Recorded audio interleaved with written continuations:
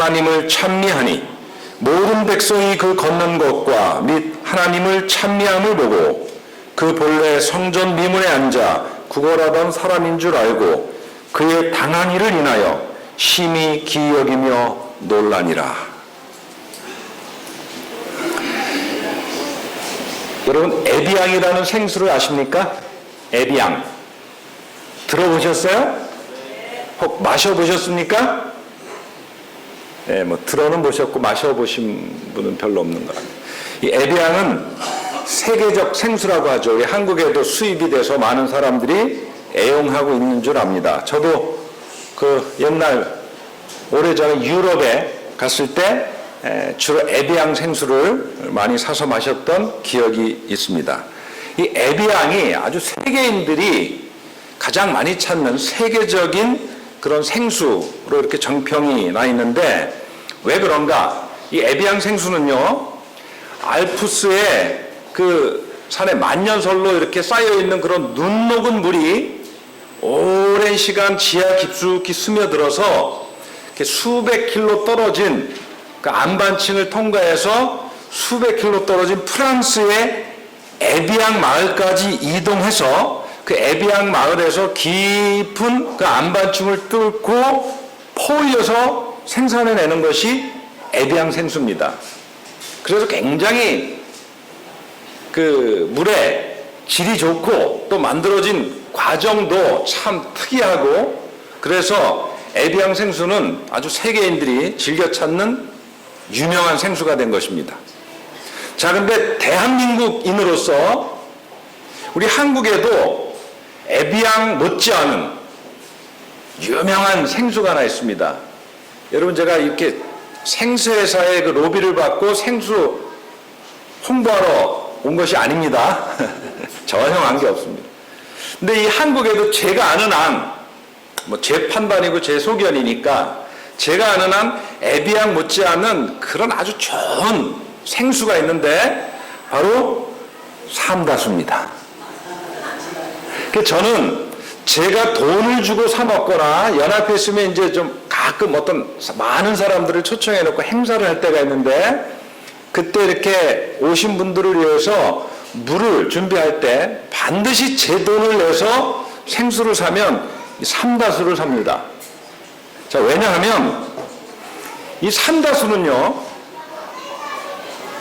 제주도에 딱 비가 내리잖아요. 그럼 그 빗물이 무려 110번 이상의 화산 활동을 통해서 형성된 그런 화산 안반층이 약 한 그 제주도 그 땅속 깊이 한 420m 화산 안반층이 있는데, 그 제주도에 내린 빗물이 110번 이상의 화산 활동을 통해서 만들어진 420m 두께의 화산 안반층을 통해서 스며들어서 정화된 그 물을 다시 끌어올려서 만든 그런 생수가 바로 이 삼다수입니다. 제가 이걸 여기 보면 잘 써 있어요. 제주 삼다수는 화산 안반수입니다. 제주 삼다수는 제주에서 110여 회의 화산 활동에 의해 생성된 한라산의 수많은 현무암질 천연 화산층을 통과하여 만들어진 순수한 화산 안반수입니다. 뭐가 좀 특별해 보이지 않나요? 이 벌써 이 플라시보 효과라고 특별해 보이고 과정이 특별하고 특별한 곳에서 나온 물이니까 아, 좋겠다는 그 생각으로 마시니까 정말 좋게 느껴지는 거예요. 그래서 그 이후로 계속 저는 이 물을 고집하고 있습니다. 이 물이 세계적으로 또 수출도 되고 있어요. 이쯤 되면 제가 삼다수에서 좀 뭐 홍보비 좀 받아야 될 것 같습니다. 자, 제가 왜 이 에비앙과 삼다수 얘기를 하냐 하면, 이 에비앙이라는 생수와 삼다수라는 이 생수가 만들어진 그 과정을 유심히 바라보고 생각하면요, 생수의 법칙이라 할 만한 아주 굉장히 중요한 그 어떤 요소, 우리에게 주는 그런 메시지가 있습니다. 일명 생수의 법칙. 자, 잘 생각해 보세요. 빗물은, 눈 녹은 물은 먹을 수 없습니다. 근데 그게 빗물이, 눈 녹은 물이 정말 품질 좋은 생수가 된 데에는 땅속 깊이 스며들어서 안반층을 통과해서 정화되는 그런 과정, 즉 내면화되는 과정이 있는 거예요. 그렇죠? 그리고 그 내면화, 정화되는 그 안반층을 통과해서 저 땅속 깊숙이 정화된 물로 있는 것을 다시 퍼올리는 그런 외향화의 과정이 있는 거예요. 이 둘의 과정이 어느 쪽이든 있어야 빗물이 생수로 살아나는 것입니다. 그렇죠? 눈 녹은 물이 깊숙이 스며들어서 수백 킬로 정화의 과정을 통해서 에비앙 생수가 되고, 제주도 내린 빗물이 무려 400m 이상의 화산 안반층을 뚫고 들어가서 깨끗하게 걸러지고 정화된 물이 다시 퍼올려져서 삼다수로 시판이 되는 것이죠. 제가 이 생수가 만들어지는 그 원리와 과정, 이 법칙을 생각했을 때, 정말 우리 신앙에도 똑같이 동일하게 적용돼야 될 원칙이라는 것을 발견하게 됩니다. 정말 가치 있는, 생명력 있는 살아있는 신앙은 내면화와 외면화가 이루어져야 되고, 이것이 조화와 균형을 이루어야 돼요. 자, 신앙의 깊은 내면화 과정이 있어야 되고, 이것이 반드시 외향화로 이어져야 한다는 것입니다. 자, 그러면 여기서 신앙의 내면화는 무엇을 말할까? 신앙이, 빗물이 그 깊은 안반층을 뚫고 이렇게 들어가면서 정화되는 것처럼 우리 신앙이 정화되고 깊숙이 내면화된다면 이게 뭘 의미할까? 신앙의 내면화는요, 다름 아닌 주님의 은혜. 아까 우리 안식일학교 시간에 어떤 집사님 와서 정말 느껴지더라고요. 잠깐 신앙을 떠나 있지만 다시 그 주님의 은혜와 그 모든 것을 알고 나서 그 아주 감사한 마음이 넘치는, 이게 마음에 체득이 된 것이 나온다는 것을 제가 앉아서 들으면서 은혜를 많이 받았습니다. 이게 말은 저보다 이렇게 화려하게 말솜씨는 없지만, 음성도 저같이 우렁차지 못하시지만, 아주 수줍은 듯이 이렇게 말씀하시는데 뭔가 마음에 그 감사함이, 은혜가 체험된 것이 느끼지 않습니까? 신앙의 내면화는요, 이런 주님의 은혜, 주님의 말씀, 성령의 감화 감동하심이 내 심령 속 깊이, 내 삶에 깊숙이 체득되는 것이, 경험에서 얻어지는 거예요. 이게 신앙의 내면화입니다. 자, 그러면 그 깊이 깨달은 주님의 은혜, 감사함, 이런 어떤 내면화된 신앙이 외면화된다는 것이 뭐예요? 곧 실제적으로 내 삶의 현실에서 표출되고 적용되는 것입니다. 저 집사님도 주님의 은혜를 맛보고 감사하니까 다시 신앙이 회복되고, 그 감사한 마음이 밖으로 표출되어서 여러분 앞에 간증까지 할 수 있는 것이죠. 이게 신앙의 내면화와 외면하고, 이게 잘 균형이 돼야 이렇게 삼다수 에비앙처럼 명품 생수가 만들어지는 것처럼 우리의 신앙이 살아있는 신앙, 생명력 있는 신앙, 영향력 있는 신앙이 되는 것입니다. 그리고 그 신앙의 내면화와 외양화는, 그 과정은 일회성으로 그치는 것이 아니라 지속적으로 내가 평생 살아가면서 내 삶 속에 반복되고 더 깊어지고 더 아주 엑기스를 만들어 내야 되는 거예요. 이것이 이제 신앙이 성숙되어 간다는 의미인 것입니다. 그래서 이 둘의 관계에서 내면화가 깊을수록 정비례해서 더욱 건강하고 충실한 우리 신앙의 삶, 신앙생활, 신앙의 외양화가 수반되는 것이죠. 자, 여기서 이런 내면화 없는 외향적인 신앙, 이거는 정화되지 않은 빗물입니다. 정화되지 않은 눈먹은 여러분 마실 수 없어요. 그냥 허드렛 물로밖에 쓸 수 없는 것이죠. 그럼 이걸 신앙에 적용해 보면 내면화 없는 외향화된 신앙은요, 즉 내공이 없는, 깊은 체득이 없는 겉으로만 드러내려고 하는 신앙은 반드시 귀결되는 것이 위선, 자기교만이에요. 자, 나에게 없는 것을 행하려고 해요. 나에게 없는 것을 보여주려고 해요. 그럼 어떻게 할 수밖에 없습니까? 어떻게 할 수밖에 없어요? 목사님, 나에게 없는 것을 보여주려고 그래요. 나에게 없는 것을 있는 것처럼 하려면 어떻게 될 수밖에 없어요? 위선적일 수밖에 없는 것입니다. 이게 위선이에요. 그래서 복음서에 보면 예수님께서 그렇게 위선에 대해서는 단호하게 비판을 가하신 겁니다. 이게 신앙에 있어서는 아주 치명적이고 무서운 거예요. 여성들이 좀 흠 있는 거, 상처 있는 거 가리기 위해서 화장하는 거, 이게 무슨 문제가 되겠습니까? 그러나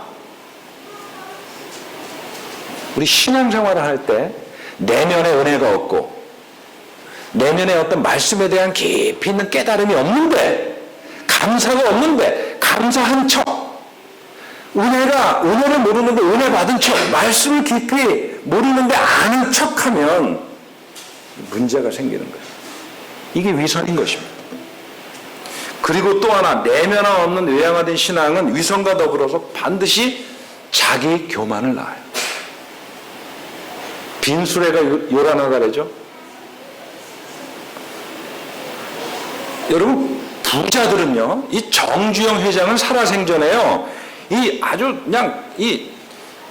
정말 이건 갖다 버릴 그런 구두를 개의치 않고 신고 다녔고, 이 펑크난 양말도 사람들하고 회의할 때도 서스럼 없이, 그래도 부끄럽지가 않아요. 수조 원 뒤에 돈이 있는데 내가 양말 펑크난 것이 개의치 않겠습니까? 근데요, 정말 가난한 사람은요, 가리죠. 펑크난 양말 심리적으로 가리게 돼 있습니다. 왜? 내가 가난하니까. 네. 깊은 신앙의 체험 없는 그런 신앙은 반드시 위선과 자기 교만을 낳고요. 또 더 심각한 것이, 이 위선과 자기 교만은 하나님으로부터 자신을 격리시켜요. 여러분, 제가 평생 모태신앙으로 신앙하고 지금껏 목사로 설교하고 살아가면서 깨닫는 아주 단순하면서도 심오한 진리는, 신앙은 하나님과의 관계예요. 여러분, 신앙의 본질은 하나님과의 뭐라고요? 관계입니다. 우리가 교리 중요하죠. 하나님과의 관계 때문에 그 하나님이 원하시는 것을 우리가 목숨 내놓고 지키는 거지, 그 교리를 목숨 내놓고 지키는 것 자체가 신앙의 핵심 본질이 아니라는 거죠. 이 우선순위가 바뀌니까 뭐가 돼요? 자꾸 율법주의가 나오는 거예요. 위선적이고 자기 교만한 신앙은, 이 내면화 없는 그런 신앙에서 비롯된 이런 신앙은 하나님으로부터 자기를 격리시킵니다. 그래서 신앙에 아주 무서운 장애물이 되는 거예요.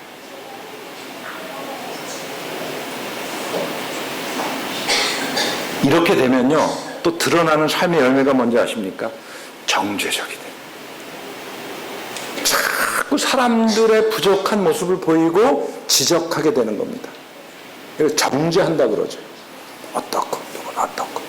그래서 여러분, 또 이것도 제가, 여기 여러 어르신들이 계시지만 지금까지 살아가면서 남의 부족함을 지적한다고 내 신앙이 절대 좋게 인정받지 않는 겁니다. 그렇게 생각한다면 우리 굉장히 착각하는 거예요. 오히려 우리는요, 제대로 신앙이 성숙해지면 부족한 사람을 긍휼히 여기는 마음이 들게 되어 있습니다. 누가 그러셨어요? 예수님이 그러셨어요. 예수님이.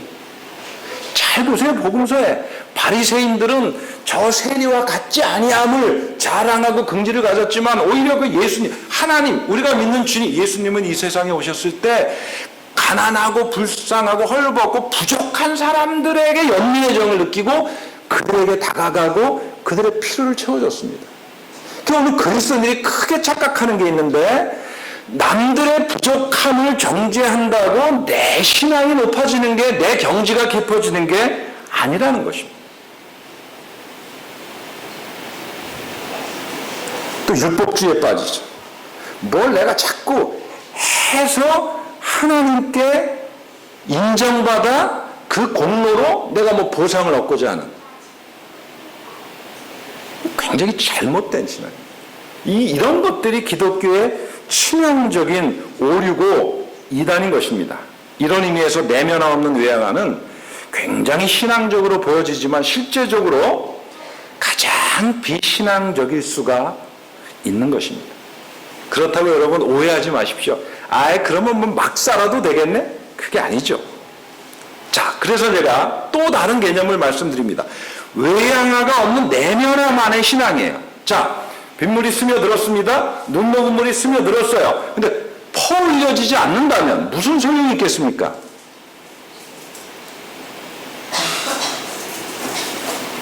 삼다수 퍼 올려졌기 때문에 제가 갈증이 날 때 마시는 명품 생수가 되는 겁니다. 그래서 우리 신앙도요, 외양화가 없는 내면화만의 신앙은, 즉 삶 속에서 표출되지 않고 내 삶의 변화가 없는 신앙은 신앙을 위한 신앙, 영향력 없는 야고보 사도가 얘기한 죽은 신앙을 하는 거예요. 하나님의 은혜를 정말 값어치 없는 값싼 은혜로 전락시키는 겁니다. 근데 어제도 보셨겠지만 제가 이렇게 설문을 하면서 우리 재림교회 아주 이구동성적인 특징인데, 우리 성도들이 굉장히 자신 없어 하는 부분이 있어요. 그럼 뭔가 하면 내 신앙이 실제 내 삶에서 직장 생활이라든지 부부관계라든지 친구관계라든지 이웃의 관계라든지 동료 관계에서 내 신앙이, 내가 믿는 도리가 나에게 뭐 영향력을 잘 못 미치는 것 같다. 대부분 우리 재림교회에서 어제도 보셨지만 이게 굉장히 낮습니다. 여러분, 삶으로 표출되지 않는 신앙, 이것도 이상한 겁니다. 깊숙이 내면화된 안에 뭐가 있으면 나오게 돼 있죠. 이 가슴이 뜨거운데 견딜 수 있나요? 안에 뭐가 있어요? 사람은 그 나오게 돼 있는 것입니다. 그래서 깊은 내면화된 신앙은 반드시 우리의 삶으로 표출되게 돼요. 하나님을 정말 사랑하면, 깊은 관계에 있으면, 하나님이 원하시는 거라면 목숨 걸고 충성하지 않겠습니까? 네? 적어도 우리가 하나님의 백성으로 이런 확신, 이런 자부심으로 좀 살아가야 되지 않겠습니까? 네? 그냥 술에 술 탄 듯, 물에 물 탄 듯, 교회 나가면 구별도 없고, 네?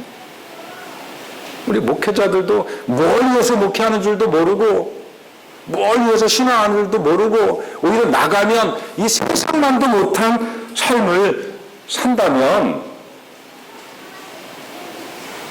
우리 안에 뭐가 없는 거예요.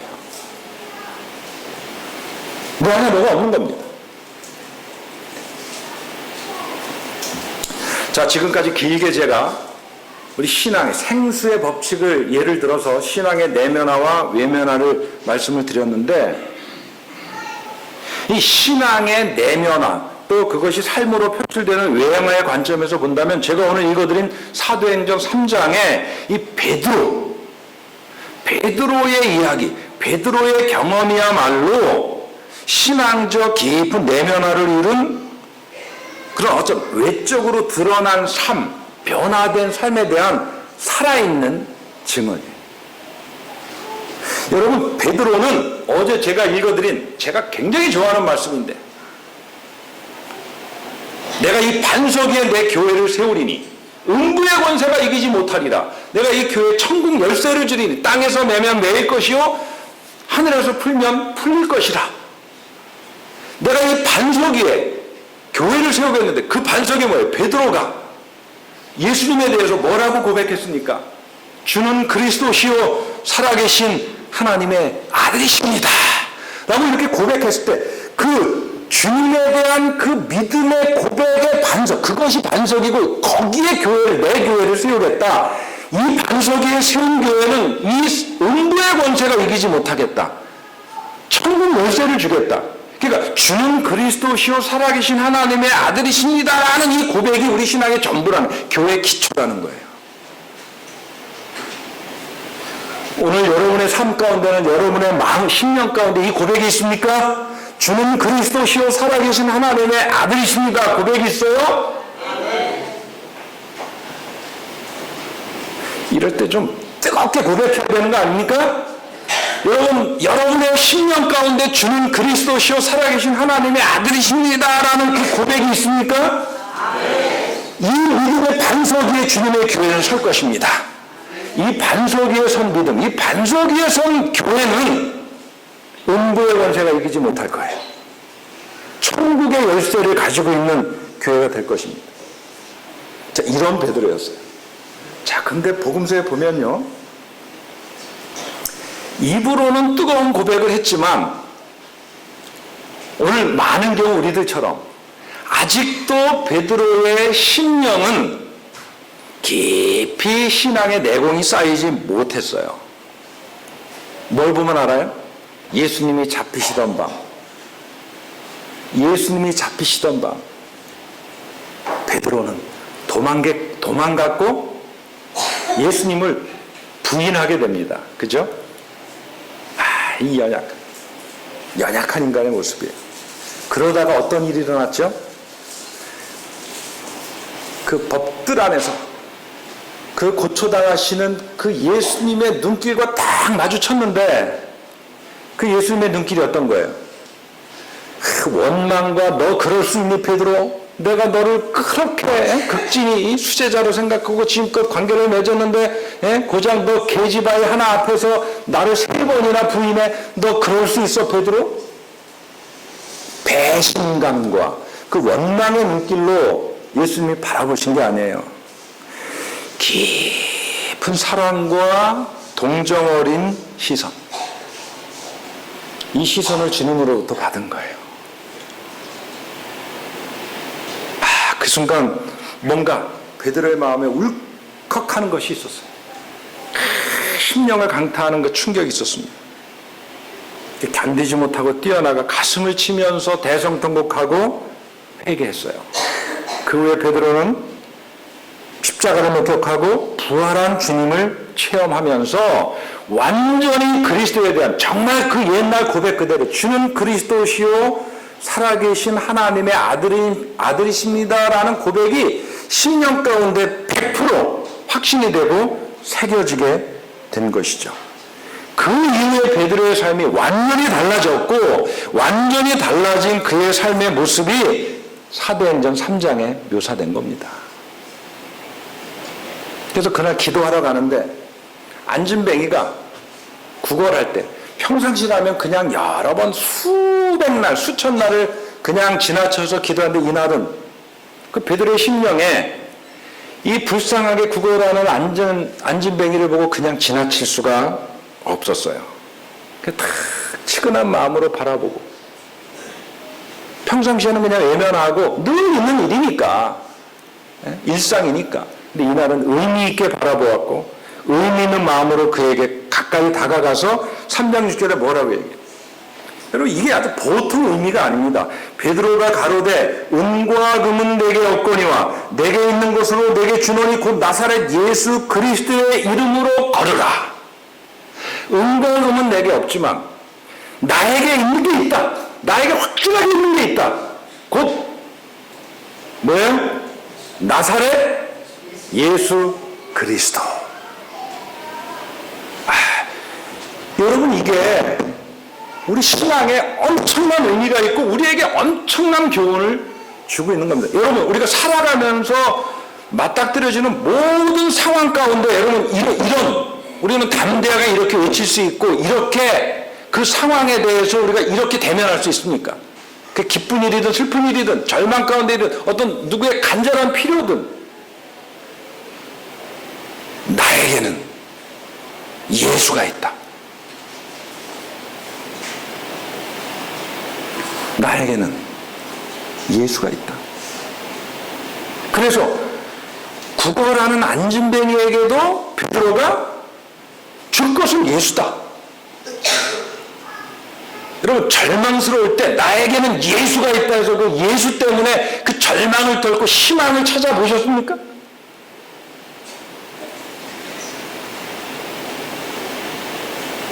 인간관계에서 도무지 해결할 수 없을 때 나에게는 예수가 있기 때문에 그 예수님 때문에 내 힘으로 할 수 없는 일을 한번 해결해 보셨나요?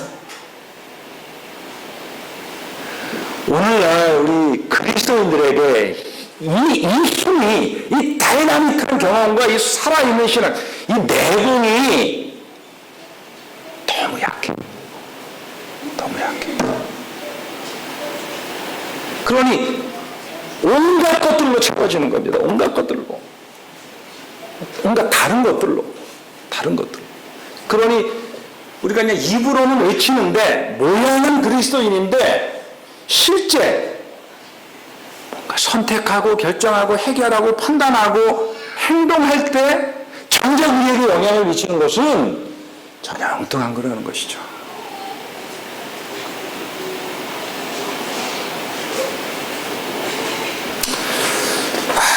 뭐 교회 위기 뭐 여러 가지 난제가 있지만 제가 해결은 단순한 것 같아요.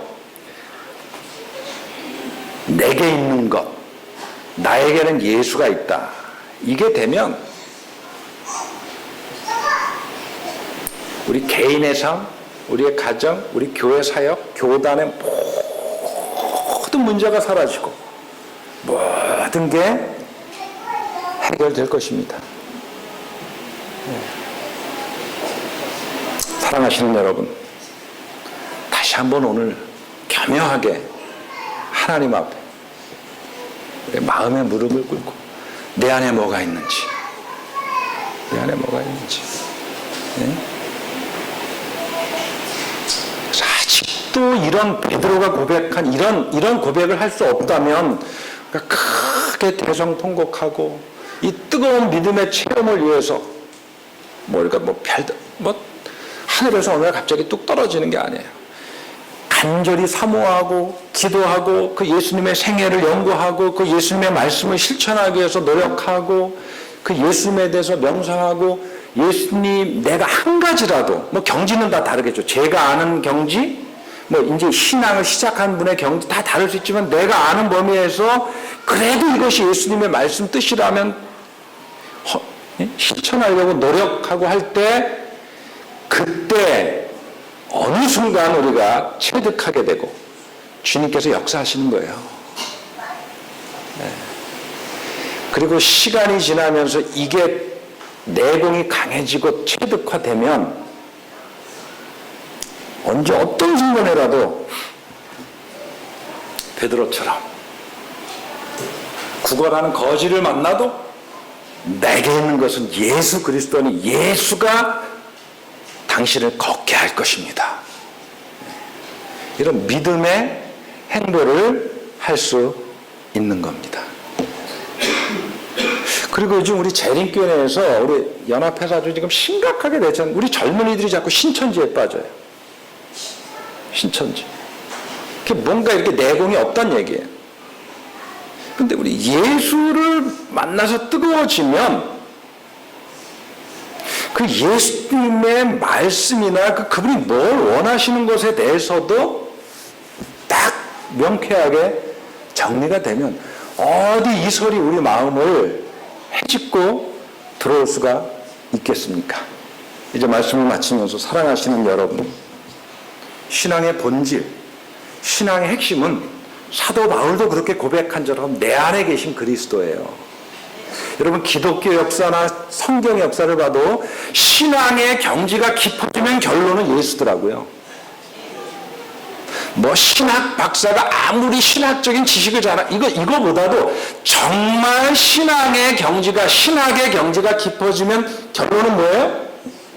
예수야, 예수. 예수가 그리스도인의 신령과 삶 속에서조차 희미해져가는 이 시대에 정말 진정한 남은 무리, 하나님의 남은 백성들은 온전히 예수의 사람이 되어서 그 예수의 사람들이 보여주는 그런 삶, 예수의 사람들이 보여주는 사역의 열매를 풍성히 거둘 것입니다. 우리 성남중앙교회 예수 그리스도로 인하여 우리 각자의 삶이 변화되고 이 교회가 정말 뜨겁게 부흥하고 아름다운 주님이 원하시는 열매가 많이 맺히는 그런 교회가 되기를 주님의 이름으로 간절히 소망하며 말씀을 마치겠습니다.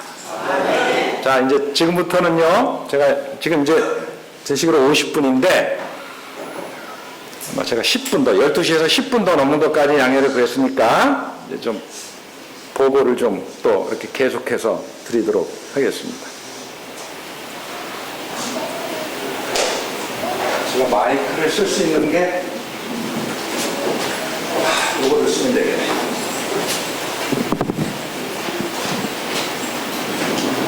자, 감사합니다. 어제 여러분들은 8월 5일 여러분들이 참여해서 한 설문의 이 결과를 통해서 우리 성남중앙교회가 지금 건강이 어떻다. 근데 어제 결과로는 하여튼 건강 상태가 이 50점이면 양호한 건데 뭐 그렇지 못해 우리가 지금 좀 이제 건강을 신경 써야 되겠구나 하는 즈음에 그런 상황에 있다는 것을 어제 이렇게 분석 보고를 통해서 이해를 하셨습니다. 자, 그렇다면 그 결과를 놓고 우리가 건강한 성남중앙교회를 어떻게 만들어 갈 것인가? 자, 우선 굉장히 중요한 게 이 건강한 질적 특성을 개발하고 이런 어떤 시스템과 설문을 개발하면서 크리스찬 슈바르츠가 굉장히 강조한 어떤 전략이라 할까? 그 방법은요, 최소치 요소를 찾으라는 것입니다. 이 8가지 질적 특성 가운데 우리 교회가 정말 약한 부분이 무엇인가? 여러분, 제가 어제 제 몸을 비유로 설명을 드렸어요. 제가 며칠 전에, 한 열흘 전인가 9바늘을 꼬맸어요. 이건 아주 당장 정말 응급실, 밤 12시에라도 응급실에 가서 처치를 해야 되는 것입니다. 이런 문제도 교회가 있을 수 있어요. 그런데 이제 또 다른 의미에서 건강 문제라고 하는 것은 어떤 증상이 나오게 마련이죠. 그럼 그걸 반드시 원인을 진단받아서 조기 치료를 하는 것은 매우 중요하고 이후에 계속 건강하도록 노력하는 것은 굉장히 중요합니다. 자, 우리 최소치 요소를 찾아라. 자, 성남중앙교회의 이 8가지 요소 중에서 오늘 처음 오신 분들은 조금 좀 이해가, 이제 곧 이해가 되실 겁니다. 어제 자세히 들은 분들은 뭐 다 이해가 되실 거고요. 자, 최소치가 은사 중심적 사역이에요. 즉, 하나님께서 우리 모든 그리스도인들에게 한 가지 이상 이 달란트, 은사, 잘하는 것, 특기를 주시는데 이것이 잘 적용되고 활용되는 교회 사역이 이루어져야 되는데 이게 지금 현재 약하다는 거예요. 자, 왜 최소치 요소를 찾아야 되는가? 여러분, 최소치 요소의 교회에 그 최고 약한 부분이 미친, 우리 몸도요, 이렇게 건장한 사람도 이 바늘에 한번 찔려 보십시오. 온몸이 아프잖아요. 그렇듯이 뭔가 약한 부분이 있으면 전체가 영향을 받기 때문에, 자, 그 최소치 요소가 교회에 미치는 영향이 이거예요. 자, 이건 조각목으로 만들어진 그 물을 담는 물통이 있습니다. 자, 이 통에 물을 어디까지 담을 수 있죠? 자, 가장 짧은 널판지가 그 통이 얼마만큼의 물을 담을 수 있는지를 결정하는 겁니다. 이 높이가 다른 그 조각목으로 만들어진 물통은 높이가 제일 낮은 부분까지만 물을 담을 수 있는 거예요. 계속 물을 부어봤자 그 제일 낮은 부분에서 뭐 하게 돼 있어요? 흘러 넘치게 돼 있습니다. 그러니까 그만큼까지만 담을 수 있는 거예요. 그래서 이 각 조각목의 특징을 질적 특성이라고 봤을 때 제일 낮은 부분에 해당하는 것이 최소치예요. 이 교회 취약점. 그러니까 그것 때문에 결국 어디에까지 영향을 미치냐면 예배 출석하는 것, 전도하는 문제, 모든 것에 교인들이 성숙해지는 문제까지도 영향을 미친다는 거죠. 이래서 최소치 요소를 개선하는 게 굉장히 중요합니다. 그러면 최소치 개선을 위한 구체적 실행 목표와 계획을 세우는 게 이제 중요해진 거예요. 그래서 제가 목사님께 아주 간단하게 제가 직접 하려다 시간 때문에 그 시트를 한 장을 이제 뭐 제가 30장을 목사님한테 드리고 가는데 이후로라도 물론 더 자세한 플랜은 우리 목사님을 중심으로 모든 장로님들, 교회 직원들, 부서장들이 세워야겠지만 이제 우리 모두 다 지체 아닙니까? 누가 아프면 모두가 아픈 게 교회는 그렇게 돼 있어요. 그 장로님이 아프시면 이 교회는 장로님이 이 조각 퍼즐 맞춰 보셨죠? 한 조각이라도 부족한 완성된 그림이 안 되는 거예요. 그러니까 성남중앙교회의 여러분 개개인은 다 중요한 지체들입니다. 누가 아프면 아픈 거예요. 누가 아프면 아픈 거예요. 자, 그래서 우리 모두가 협력을 해야 돼요. 그래서 우리 모두가 우리가 저게 취약점이라면 우리가 개선을 해야 되는데 협력을 아끼지 말아야 되는 거죠. 그래서 은사 중심적 사역이 우리가 잘 안 이루어진다라고 한다면 어떻게 하겠어요? 이제 그 개선을 위한 구체적 실행 목표와 계획을 세우는 겁니다. 우선 여러분들이 적극적으로 도망가는 자세를 취하지 말고 내가 이 주님의 사업을 위해서 교회를 위해서 할 수 있는 일이 뭔가를 살펴보는 거예요. 제가 지난번에 왔을 때 제가 어느 교회 방문한 얘기하면서 4살짜리 아이도 교회에 굉장한 활력을 가져올 수가 있는 겁니다. 그러니까 적극적으로 뭘 맡겨. 저는요 소신이 아무리 제가 바쁘고 피곤해도 목사님 글 좀 써주시죠. 목사님 이거 설교 좀 해. 거절하는 법이 없어요. 제가 잘나서가 아닙니다. 하나님의 일을 적극적인 자세로 하려는 제 근본 형성된 태도 때문에 그런 거예요. 철학 때문에. 자, 그래서 여러분들을 스스로 이제 이건 나 은사 테스트 뭐 용지도 있고 하지만 나중에 이제 목사님이 진행하시리라고 봅니다. 근데 우선 여러분들 이렇게 한번 생각해 보세요. 내 은사가 뭘까? 내 은사가 뭘까? 간단하게 제가 비결을 알려드릴게요. 여러분 뭘 하면 즐거운 일이 있죠. 내가 그걸 하면 신이 나. 내가 좋아. 그리고 내가 그 일을 할 때 주변 사람도 좋아해. 그리고 주변 사람도 좋아할 뿐만 아니라 결과도 좋아. 그 틀림없이 내 은사예요. 저는요 산에만 가면 아웃도어에만 가면 신이 나요. 정말이에요. 제가 아주 피곤하거나 내가 내 영혼이 피폐해졌다고 하면 혼자 배낭 메고 백패킹 저 산속 깊숙한 곳에 가서 하루든 이틀이든 성경책 책 한 권 들고 가. 그럼 얼마나 좋은지 모릅니다. 내가 좋아. 신이 나. 산에 가면 신이 나. 근데 내 주변 사람들도요. 그래서 제가 지금 연합회에서 우리 임부장님들 연합회장님 데리고 지금 서울 둘레길 걷고 있는데 하여튼 제게 기대를 해요. 제가 안내를 하고 가이드를 하면 든든하고 좋은가 봐요. 주변 사람들 좋아하고 결과도 좋아요.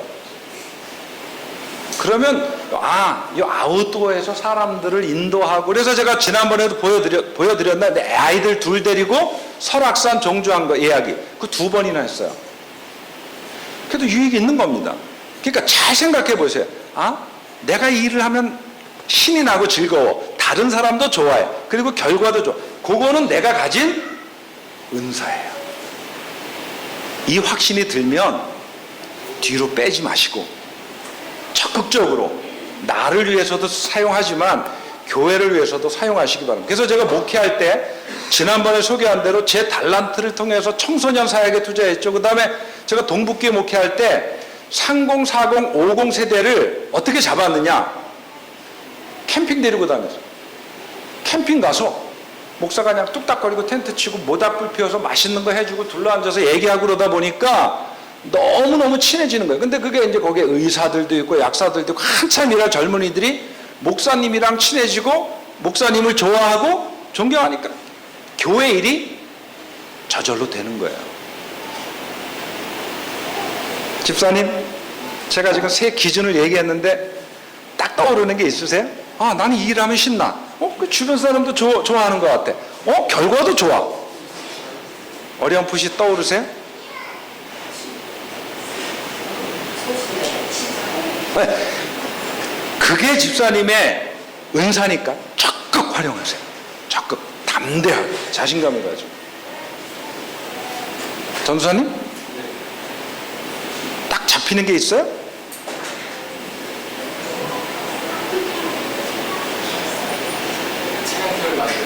네? 인등. 그러니까 앞으로 목회하실 때 적극 활용해요. 저는 제가 받은 달란트를요 진짜 적극적으로 활용해요. 그래서 제가 얘기했잖아요. 한 번은 제가 응시해서 블랙약 회사는 그 아주 높은 경쟁을 듣고 셀파 가이드를 응시해서 거기 돼가지고 1년에 일요일 날이나 또 휴가 내고 한 20, 30차례 한 4, 50명 데리고 가이드 역할도 해봤어요. 그게 이렇게 적극적으로 하는 겁니다. 그게 뭐 죄예요, 목사가? 오히려 그래서 지금 그 가운데서 시조 가정관광 보내주는 사람도 있어요. 계속 연락 오고. 이게 다른 게 아니에요. 은사 어렵게 생각하실 필요가 없어요. 그래서 적극적으로 하시기 바랍니다. 그게 이제 개인적으로는 그렇고요. 또 교회적으로도 다 이제 의견들을 먹고 해가지고 여러분 연말에 교회가 선거연회 할 때도 이번에는 이 장로가 이거 해봐. 이 장로가 선교회장. 정 장로는 집사님은 안교장. 이거 안 되는 거예요. 사실은 정확하게 은사가 확인이 되고 여기에 따라 이게 교회직이 명예직이에요? 수석 장로 되면 높아져요? 이런 생각 버리세요. 이건 봉사직이에요. 교회를 위해서. 그래서 그냥 그 일을 즐겁게 잘할 수 있는 사람이 있으면 하게 하는 거예요. 그리고 아까도 보니까 여기 장로님들이 아주 딱 짜임새 있게 딱 소그룹 하던데 그 안교 어디 가든 우리 보는 풍경이 의뢰 장로님 되면 안교 교과 가르치잖아요. 꼭 그럴 필요도 없어요. 그냥 이 청년 가운데 여집사님 가운데 잘 가르치는 은사가 있으면 훈련시켜서 하게 하세요. 그게 놀라운 결실을 거두는 거예요. 그러니까 장로님들도 하지 말란 얘기가 아니고 자꾸 키우세요. 내가 장로니까 이건 내 차지다. 이건 내 일이다 하고 그냥 막 의무감으로 그냥 끝까지 이렇게 하실 생각하지 말고 때로 맡기세요. 우리 반 가운데 우리 저 청년이지만 가르치는 달란트가 있어. 그러면 잘 훈련시켜. 우선은 한 소재만 좀 해보게 하고 이렇게 해서 이게 이제 은사 중심의 사역이 이루어지는 교회라는 거예요. 근데 딱 짜여진 대로 장로님 이퀄 안교 교사. 나이 60대, 50대, 60대 여집사 무조건 소그룹 반장. 이거는 은사 중심의 사역이 이루어지는 교회가 아닌 겁니다. 그리고 서로 누가 뭘 맡은 것을 축복해 주세요. 잘하는 사람을 발굴해서 해서 그 일을 하게. 교회는 높낮이가 없는 겁니다. 교회에서도 높낮이 따지고 선거철 되면 예민해지고 이거 웃긴 일이에요.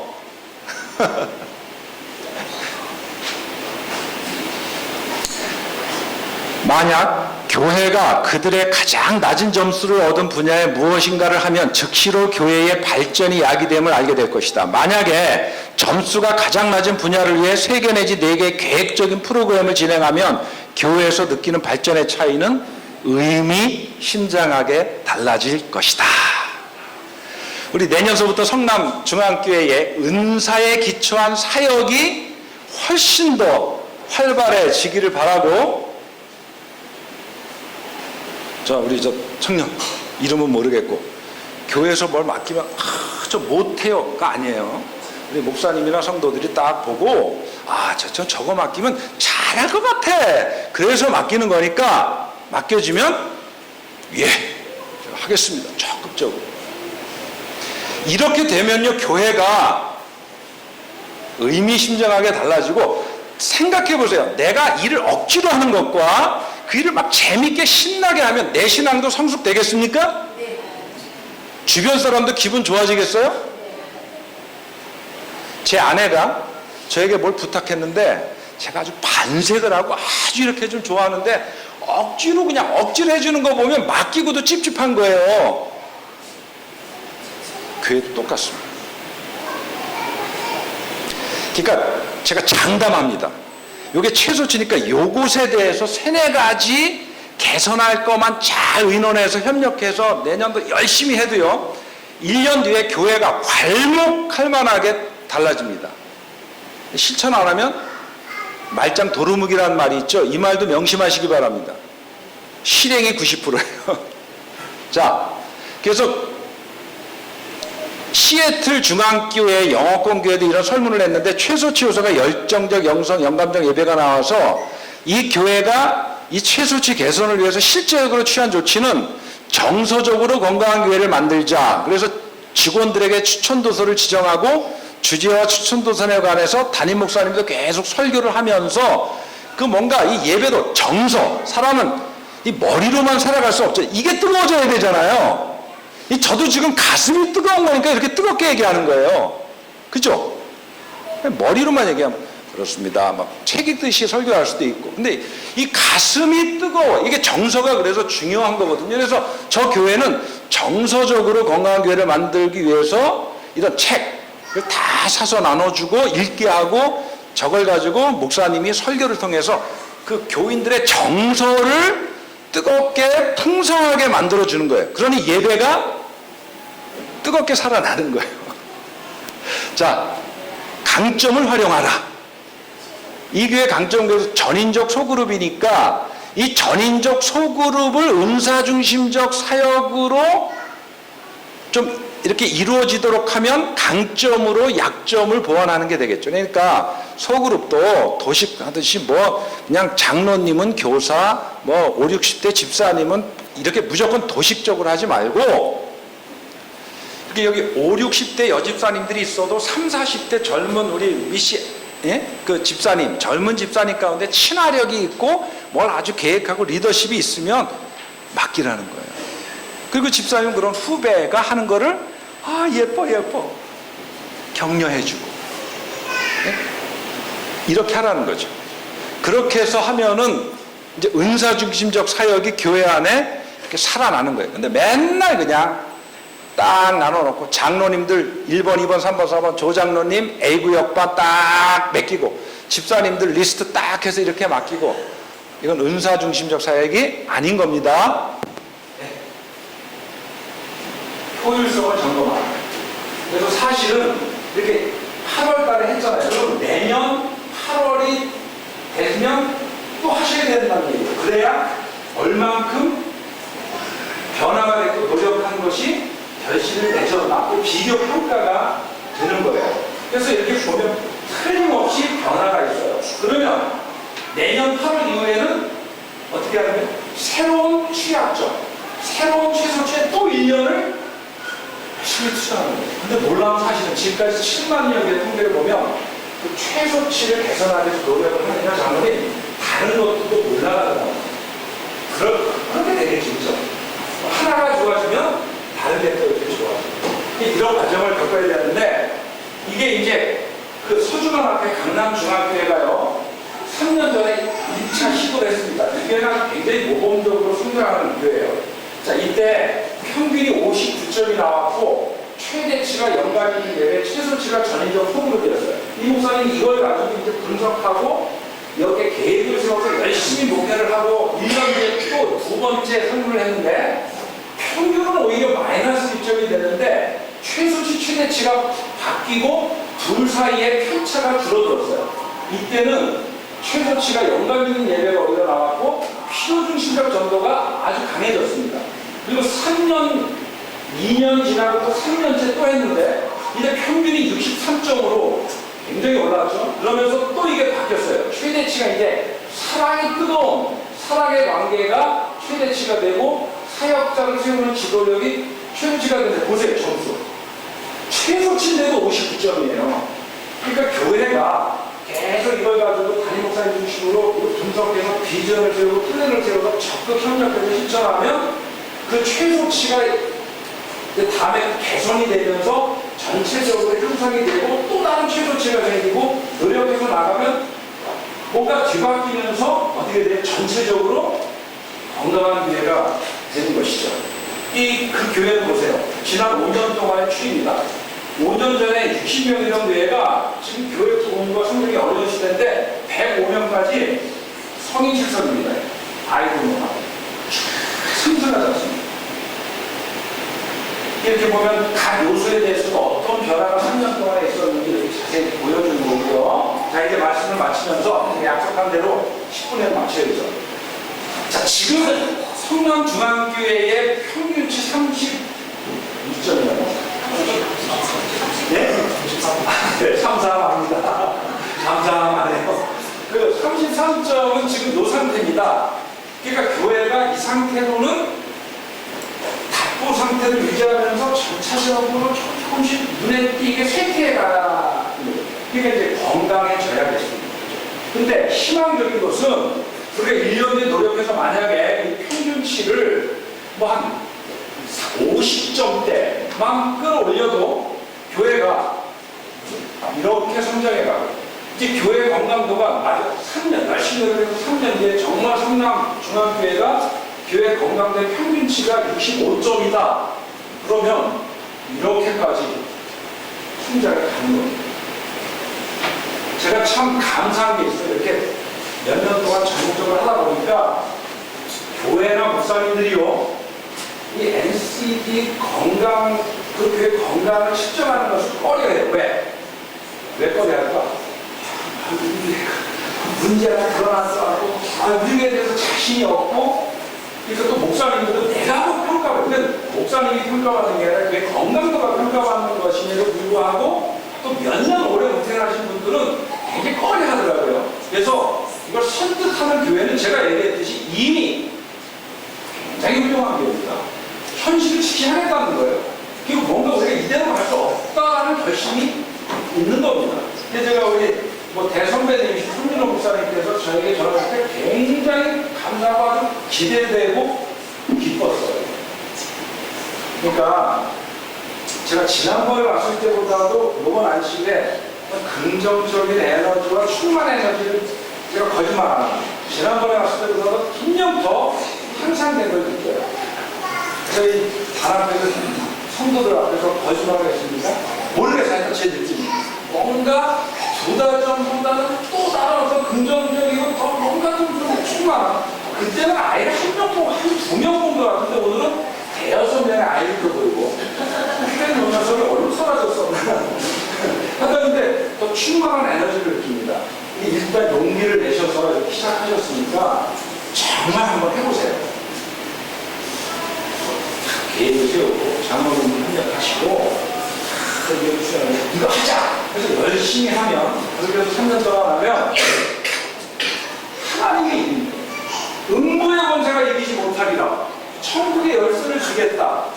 복음이 옥토에 떨어지면 30배, 60배, 100배의 결실을 거두겠다고 약속하셨는데, 또 그날에 마지막 때가 되면 이방 사람 10명, 유다 사람 한 사람의 옷자락을 붙잡고 나도 네 하나님 믿겠다라는 이런 약속이 있는데 왜 이렇게 안 이루어지겠습니까?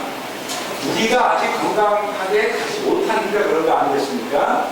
확신이 있습니다. 그래서 계속 좀 노력해서 단시간에는 아닐지라도 1년, 2년, 3년 대풀이 되면서 성남중앙교회가 제가 옛날에 대학원 시절에 교육전도사 왔던 때 그때 왕성한 그 이상을 회복하시는 그런 교회가 되기를 간절히 바랍니다.